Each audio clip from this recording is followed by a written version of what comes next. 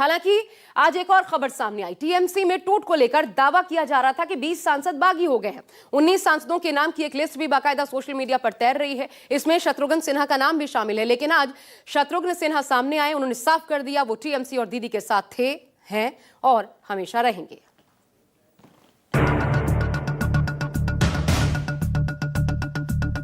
तृणमूल कांग्रेस पूरी तरह से ध्वस्त हो गया है या उनकी अपनी मजबूरी होगी साथ छोड़ने की। कांग्रेस के साथ एक साथ काम करना जरूरी है।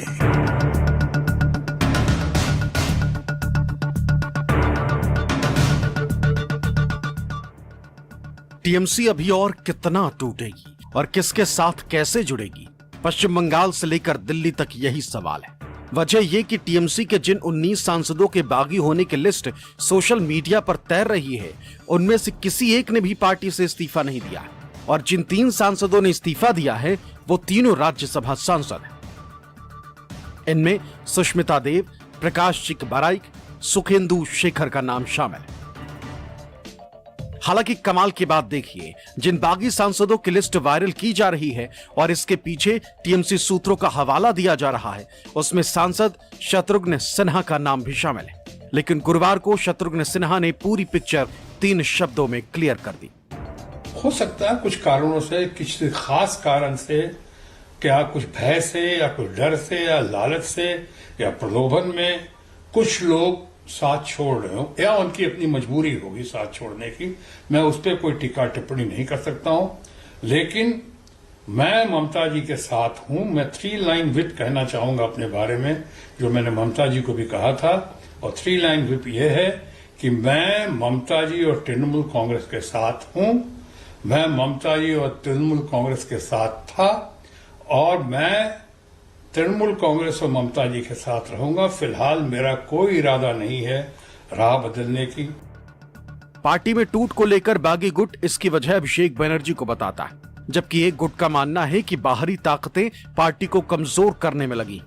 ऐसे में कांग्रेस के साथ मर्जर के प्लान पर सहमत दिखाई देते हैं। इन्हीं में सांसद सौगत राय का नाम शामिल है।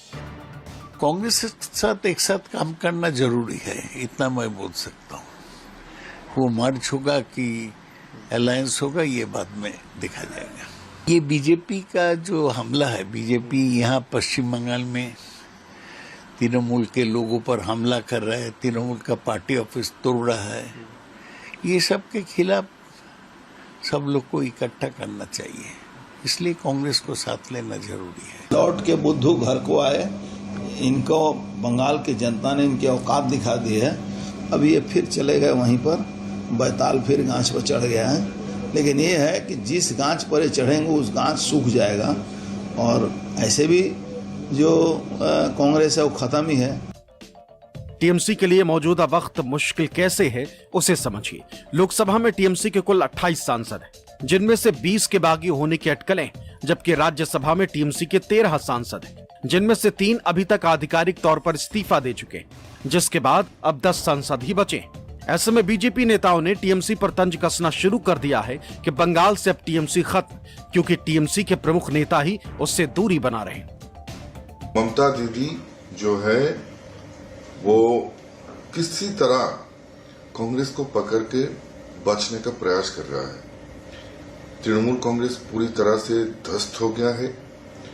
ममता बनर्जी को पूरी तरह से बंगाल की जनता ने प्रत्याख्यान किया, उनकी पार्टी के एमएलए एमपी ने प्रत्याख्यान किया और उसके साथ साथ उनकी जो कोर टीम था वो भी उनको प्रत्याख्यान किया। इसमें संदेह नहीं है कि सांसदों और विधायकों की बागी तेवर की वजह से टीएमसी पहले के मुकाबले कमजोर हुई, लेकिन पूरी तरह खत्म हो गई है ऐसा भी नहीं। ममता बनर्जी नए सिरे से पार्टी को मजबूत करने में अभी से जुट गई। 8 जून को दिल्ली में इंडिया ब्लॉक की बैठक के बाद कई तरह के कयास लगाए गए थे। ऐसी अटकलों को बल मिला था कि कांग्रेस ने टीएमसी को मर्जर का ऑफर दिया है, जिसमें ममता बनर्जी और अभिषेक बनर्जी को पार्टी पद देने की बात कही गई। हालांकि गुरुवार को कांग्रेस के साथ मर्जर की किसी भी अटकल को सांसद कीर्ति आजाद ने अफवाह बताकर खारिज कर दिया। उन्होंने इतना जरूर कहा कि गठबंधन के साथ मिलकर टीएमसी को फिर से खड़ा किया जाएगा।